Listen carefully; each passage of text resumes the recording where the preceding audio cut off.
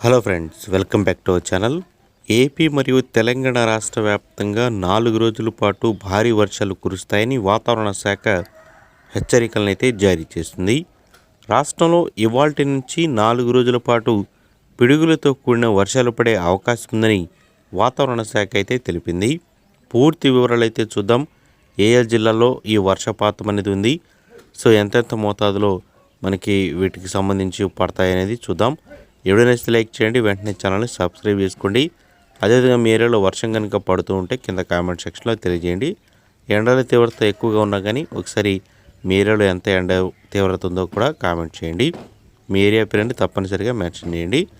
ఇక వివరాలకు వెళితే, రాష్ట్ర వ్యాప్తంగా ఇవాల్టి నుంచి 4 రోజుల పాటు పిడుగులతో కూడిన వర్షాలు పడతాయని వాతావరణ శాఖ తెలిపింది.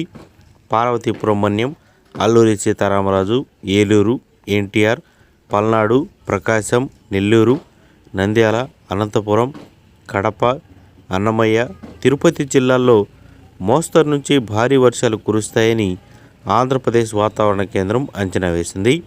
మిగతా జిల్లాల్లో మాత్రం తేలికపాటి నుంచి ఓ మోస్తరు వర్షాలు పడే అవకాశం ఉందని పేర్కొనిందనమాట. దీంతో ఏపీలో వాతావరణంలో కొద్దిపాటి మార్పులు చేర్పులు చోటు చేసుకుంటున్నాయని వాతావరణ శాఖ అయితే తెలిపింది.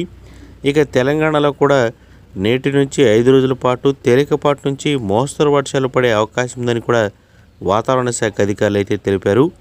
రంగారెడ్డి, ఉమ్మడి వరంగల్, ఖమ్మం, నల్గొండ, మహబూబ్ నగర్ ఇటువంటి జిల్లాల్లో వర్షాలు కురుస్తాయని పేర్కొనింది. ఇక హైదరాబాద్, రంగారెడ్డి, సంగారెడ్డి మరియు ఆదిలాబాద్, భద్రాచలం, కొత్తగూడెం ఇటువంటి ప్రాంతాల్లో మోస్తరు నుంచి భారీ వర్షాలు కురుస్తాయని వాతావరణ శాఖ అయితే అంచనా వేసింది.